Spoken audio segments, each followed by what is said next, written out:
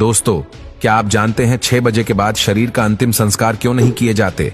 और क्या आपको पता है मृत्यु के बाद क्या होता है? और 24 घंटे बाद आत्मा घर क्यों आती है? और मृत्यु के बाद 13वीं क्यों मनाई जाती है? क्या 13 दिनों तक मृतक की आत्मा घर पर रहती है? नंबर 1, मौत से कुछ घंटे पहले इंसान के पैरों के नीचे से और सोल चक्र डिस्कनेक्ट हो जाते हैं।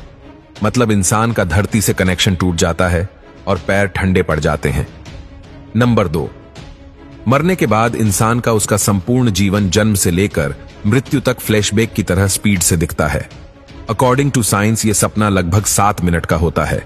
उसके बाद ब्रेन शट डाउन हो जाता है और अंत में इंसान अपनी सुनने की शक्ति खो देता है, जिसके बाद ऐश कॉल टूट जाता है, जो कि एक तरह से शरीर और आत्मा का कनेक्शन है, जिसके टूटने से आत्मा शरीर से मुक्त हो जाती है। नंबर 3, लंबे समय से शरीर में रहने के कारण वो बॉडी को छोड़ने से मना करती है। वो फिर से बॉडी में प्रवेश करने की काफी कोशिश करती है, लेकिन वो असफल रहती है। जैसे हमारे लिए किसी की मृत्यु को स्वीकार करना मुश्किल होता है, वैसे ही आत्मा भी शरीर की मृत्यु को मानने से इनकार करती है। नंबर 4, शरीर छोड़ने के बाद आत्मा बॉडी के 15 फीट ऊपर हवा में तैर रही होती है। वो अपने परिजनों को रोता हुआ देखती है। उसके बारे में बोले गए शब्दों से किसी शोर की तरह सुनाई देते हैं। नंबर 5, हिंदू ग्रंथों के अनुसार रात के समय अंतिम संस्कार नहीं किया जाता। उसे सूर्य देव की पहली किरण के बाद ही जलाया जाता है। अगर किसी व्यक्ति का अंतिम संस्कार रात को किया जाए तो उसकी आत्मा प्रेत योनि में प्रवेश करती है, जिसके बाद वो सदा के लिए हमारे डायमेंशन यानी कि आयाम में भटकती रहती है। नंबर 6, मृत्यु के बाद शव को एक पल के लिए भी अकेला नहीं छोड़ा जाता।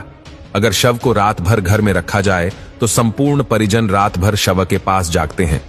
एक बार एक गांव में एक शव को कुछ पलों के लिए अकेला छोड़ दिया गया, जिसके बाद बाहरी प्रेतों ने उसके ऊपर कब्जा कर लिया और मृत बॉडी ने पूरा गांव जला दिया। गांव में हनुमान जी का एक मंदिर था। मरी हुई बॉडी जैसे ही हनुमान जी के मंदिर के सामने से गुजरी, उन आत्माओं ने हनुमान जी की मूर्ति देखी और फिर डर कर उस बॉडी को छोड़ दिया। तब से लेकर आज तक कोई भी डेड बॉडी को अकेले छोड़ने की गलती नहीं करता। नंबर 7, अंतिम समय में 2 यमदूत आते हैं। वो मरने वाले के साथ जैसा उसने संपूर्ण जीवन लोगों से व्यवहार किया था, ठीक वैसा ही व्यवहार उसके साथ करते हैं।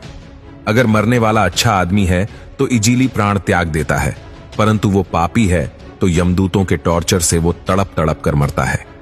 नंबर 8, जिसके बाद आत्मा को एक प्रकाशमय गुफा से होते हुए यमदूत यमलोक लेके जाते हैं। रास्ते में वैतरणी नदी पार करते हुए आत्मा को जाना होता है। ये नदी आग से लथपथ होती है।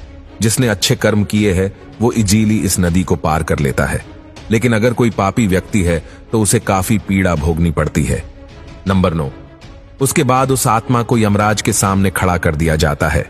फिर चित्रगुप्त जी उस व्यक्ति के पाप और पुण्य का लेखा जोखा यमराज के सामने रखते हैं। उसके कर्मों के आधार पर उसे स्वर्ग या नरक भेजा जाता है। गरुड़ पुराण के अनुसार कुल 36 प्रकार के नरक है। यहां बताई गई यातनाएं किसी की कल्पना से भी खतरनाक है। नंबर 10, अगर कोई व्यक्ति सुइसाइड यानी आत्महत्या करके प्राण त्यागता है तो उसे और भी कठिनाई सहनी पड़ती है, क्योंकि उसने निर्धारित समय से पहले ही हार मान ली। यह शरीर हमारा नहीं है, यह किराए का मकान है जिसे कुछ समय के लिए यूज करने के लिए मिला है। यह मिट्टी का है और एक दिन मिट्टी में ही मिल जाएगा। नंबर 11, गरुड़ पुराण के अनुसार हमारे वास्तविक जीवन में किए गए हमारे कर्म ही हमें नरक दिलाते हैं।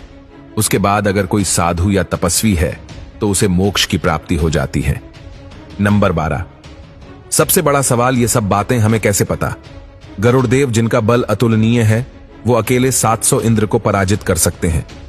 गरुड़देव स्वर्ग से अमृत कलश लेकर उड़ गए थे, लेकिन उन्होंने अमृत पान नहीं किया। उन्हें बिना अमृत के ही अमृता प्राप्त हुई। ये वरदान उन्हें स्वयं श्री हरि नारायण ने प्रसन्न होकर दिया था। गरुड़ देव तो अमर है, उन्हें नहीं पता कि मृत्यु के बाद क्या होता है। इसलिए जिज्ञासावश उन्होंने श्री हरि नारायण से यह प्रश्न पूछा, और इसी विज्ञान को हम गरुड़ पुराण के नाम से जानते हैं। भगवत गीता में श्री कृष्ण ने कहा था, आत्मा न तो पैदा होती है और ना ही वह मरती है। वो तो सिर्फ वस्त्र की तरह एक शरीर से दूसरे शरीर में प्रवेश करती है। मृत्यु तो केवल शरीर की होती है, आत्मा की नहीं।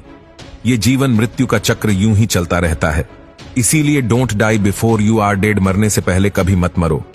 अंतिम समय में राम नाम सत्य है, इसीलिए कहा जाता है क्योंकि वही संपूर्ण जीवन का सार है।